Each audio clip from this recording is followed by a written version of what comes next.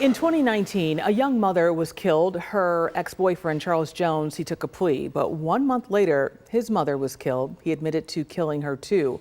He's currently serving a 40-year sentence, but it could be drastically reduced after a hearing later this week under the Domestic Violence Survivors Law. Charles Jones is serving 40 years for 2 killings after the death of his ex-girlfriend and mother of his child, Jaquita Lee. He told me by phone this in 2019. I'm going to find the person that did this and make them pay for what they did. That's all I want.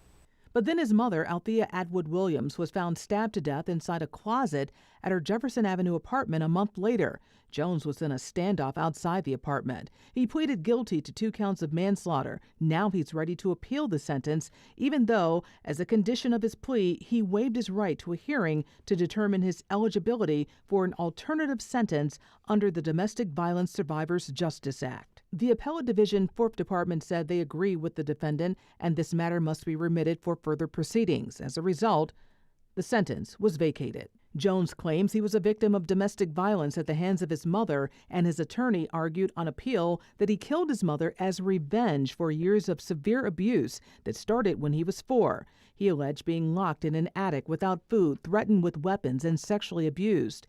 Here's legal analyst Barry Covert. Appellate Division indicated that you cannot waive your right to be sentenced potentially as a domestic violence victim. He says if the court finds Jones was a victim of domestic violence and it played a role in the crimes, his sentencing can be reduced. The sentencing court is going to have to determine, number 1, was he the victim of domestic violence in the past?